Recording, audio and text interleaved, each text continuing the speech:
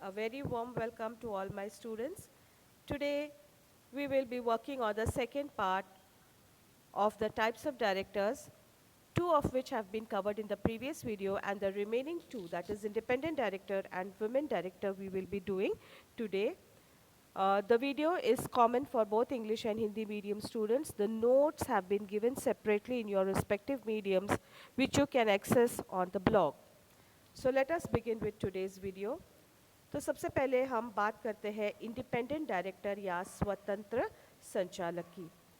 तो ये कॉन्सेप्ट स्वतंत्र संचालक का तब आया जब कॉरपोरेट गवर्नेंस का कॉन्सेप्ट इंट्रोड्यूस किया गया, उसके बाद ये इंडिपेंडेंट डायरेक्टर का कॉन्सेप्ट आया है और इसके डिटेल्स हमें कंपनीज एक्ट के सेक्शन 149 में मिलते हैं। The companies act of section 149 deals with the appointment and the qualifications of independent directors. The concept has gained importance after the introduction of the concept of corporate governance. So as per section 149 subsection 6, who can be appointed as a independent director and who is an independent director? तो ये section कहता है कि an independent director is a director other than the managing director or whole time director or nominee director। तो ये एक संचालक है जो प्रबंध संचालक पूर्णकालीन संचालक से भिन्न है। He is other than these two.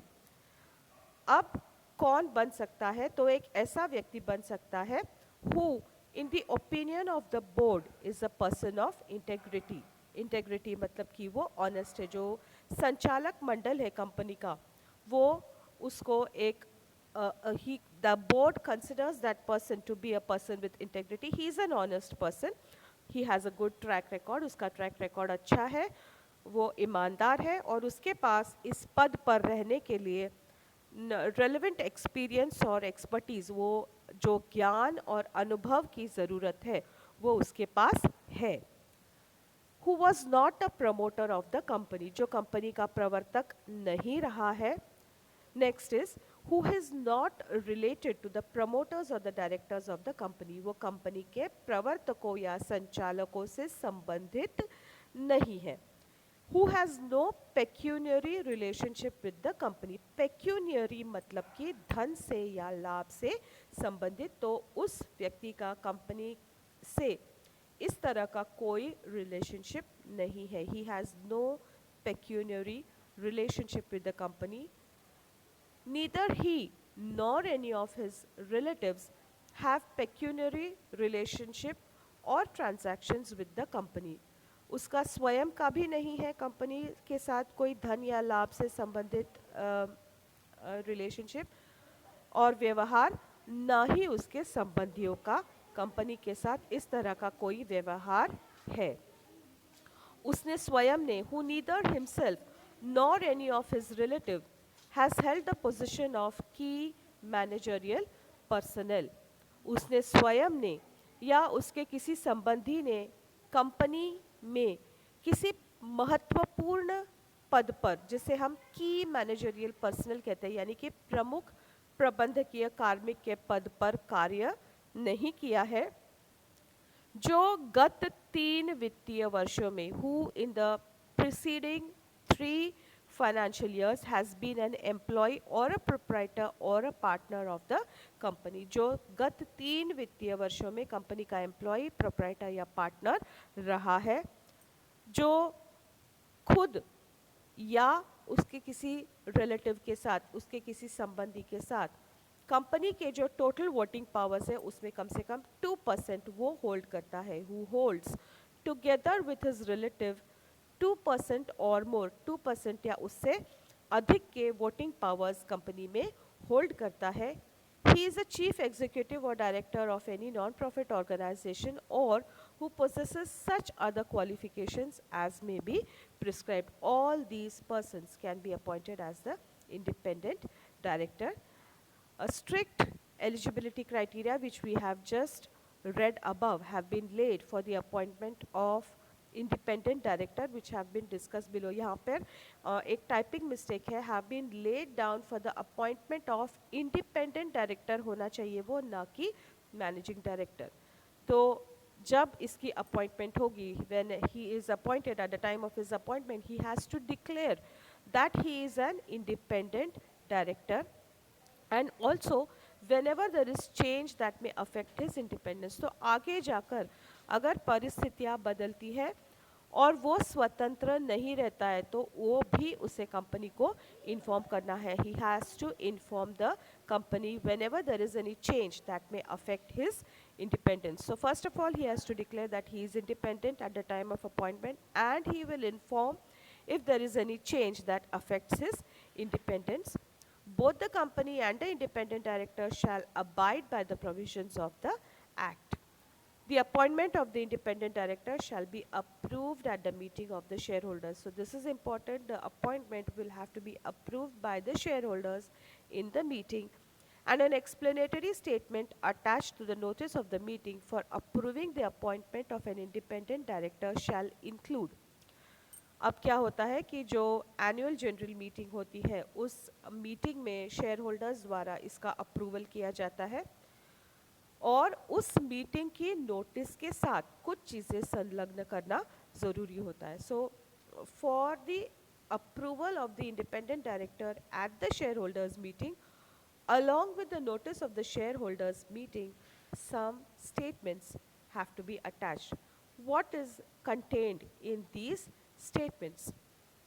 The statement shall contain the opinion of the board of directors that the proposed person to be appointed fulfills the conditions specified in the Act of 2013. तो इस statement में जो directors हैं वो ये बोलेंगे कि उन्हें ये लगता है कि जिस व्यक्ति का नाम प्रपोज किया है स्वतंत्र संचालक के पद के लिए, वो व्यक्ति कंपनीज एक्ट 2013 के अंडर जो भी नेसेसरी क्वालिफिकेशंस है उन सबको सेटिस्फाई करता है, सारे कंडीशंस को सेटिस्फाई करता है. The independent director will be appointed for a period of 5 years. एक समय में उसकी नियुक्ति 5 साल के लिए होगी और वो पुनर्नियुक्ति के लिए एलिजिबल है. ही कैन बी री appointed by passing of a special resolution. तो उसके पुनर्नियुक्ति के लिए एक विशेष प्रस्ताव पारित करना ज़रूरी होता है, और उसकी नियुक्ति की जानकारी disclosure of appointment shall be made in the boards report. तो जो बोर्ड ऑफ डायरेक्टर्स का प्रतिवेदन है उसमें स्वतंत्र संचालक के नियुक्ति के संबंधी सारी जानकारी दी जानी चाहिए. He is not entitled to any stock option और एनी रेम्यूनरेशन. वो किसी तरह के पारिश्रमिक का या किसी स्टॉक का हकदार नहीं होता है, लेकिन बोर्ड मीटिंग्स अटेंड करने की फ़ीस, जिसे हम सिटिंग फ़ीस कहते हैं, वो या मेंबर्स द्वारा अनुमति प्राप्त होने पर किसी तरह का प्रॉफिट या कमीशन वो ले सकता है. दो he is not entitled to any stock or remuneration, he can receive a sitting fee or any profit or profit related commission as approved by the members. तो सदस्यों की अनुमति इसके लिए होना ज़रूरी है. With this we complete independent directors, स्वतंत्र संचालक. अब हम पढ़ते हैं विमेन डायरेक्टर या स्त्री संचालकों के बारे में. तो स्त्रियों को government has introduced this post of at least one women director so that even women are able to perform as active members of the boards. तो सशक्तिकरण, स्त्रियों का सशक्तिकरण जो हम कहते हैं, इसके ओर ये एक कदम है. So every company who has a paid up share capital of rupees 300 crores or more, a paid up share capital of rupees 100 crores or more, or a turnover of rupees 300 crores or more, will have to appoint at least one women director from the commencement of the second proviso to section 149(1) of the Act. तो हर वो company जिसकी प्रदत्त पूंजी 100 करोड़ या उससे अधिक है, या उसका सालाना व्यवहार 300 करोड़ या उससे अधिक है, उन्हें अपने संचालक मंडल में कम से कम एक स्त्री संचालक की नियुक्ति करना अनिवार्य है. अगर कोई कंपनी न्यू है, a new company shall appoint a women director within a period of 6 months from the date of incorporation. तो समामेलन के 6 महीने के अंदर स्त्री संचालक की नियुक्ति एक नई कंपनी करेगी, और अगर किसी वजह से इस स्त्री संचालक की पोस्ट वेकेंट हो जाती है, इसका पद रिक्त हो जाता है, if there is any intermittent vacancy in between, intermittent मतलब कि in between, if there is any vacancy, this vacancy shall be filled by the board of directors within 3 months from the date of such vacancy, or not later than the immediate next board meeting, whichever is later। तो इस तरह की कोई vacancy को board of directors भरेंगे। इस तरह के पद रिक्त होने पर इस पद को संचालक मंडल द्वारा भरा जाएगा। और कब भरा जाएगा? जो अगली जो अगली संचालक सभा है उसमें, या इस वैकेंसी के होने के 3 महीने के भीतर, इसमें से जो भी बाद में आएगा वहाँ तक उनके पास टाइम है। तो वैकेंसी के आने के 3 महीने के बाद, 3 months आफ्टर द वैकेंसी, और अगली जो संचालक सभा है या अगली आने वाली संचालक सभा की तिथि पर, इन 2 डेट्स में से जो भी डेट बाद में आएगी उतना समय उनके पास है इस पोस्ट को फिल करने का। Now let us see how a women director is appointment. So the digital signature has to be provided in class 2 or class 3 as per the Information Technology Act 2000. Application in the form DIR 3 as per section 153 of the Companies Act 2013 and Rule 91 of the Companies Appointment and Qualification of Directors Rules 2014। तो digital signature देनी है in class 2 or class 3 as per the Information Technology Act 2000, application in the form DIR 3 and as per Rule 91 of the Company's Appointment and Qualification of Directors Rules 2014 for the allotment of Directors Identification Number। तो ये जो है Directors Identification Number उसके पास होना चाहिए, या वो apply करेगी उसे डायरेक्टर्स आइडेंटिफिकेशन नंबर प्राप्त करने के लिए। So she will apply for the allotment of directors identification number. Consent form in form DIR 2।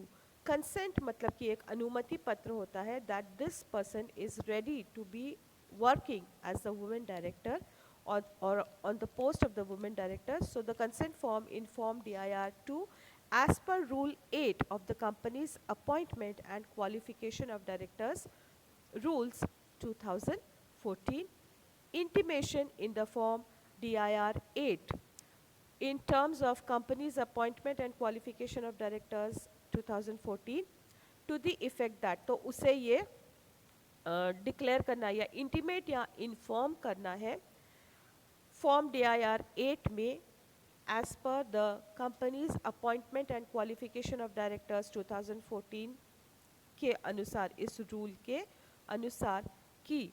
तो ये DIR 8 फॉर्मेट है जिस फॉर्मेट में वो इंटीमेशन देगी, और ये इंटीमेशन देना रूल जो है companies appointment and qualification of directors के रूल्स है 2014 के, उसके अंतर्गत वो इंटीमेशन देगी इन form DIR 8 that she is not disqualified under subsection 2 of section 164 of the Companies Act of 2013, then there will be MBP 1 in terms of the company's meeting of boards and its powers rules 2014, and yeah, that's all. MBP 1 in terms of companies appointment and qualification of directors rules 2014। So this is how a woman director will be appointed। इस तरह से स्त्री संचालक की नियुक्ति की जाती है।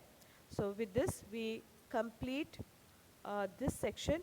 If you have any doubts, any queries, you can contact me on my personal WhatsApp number, या आप वीडियो के बाद अपने कमेंट्स यदि छोड़ते हैं तो भी I will reply to them. So that's all from me for today. See you soon. Bye bye.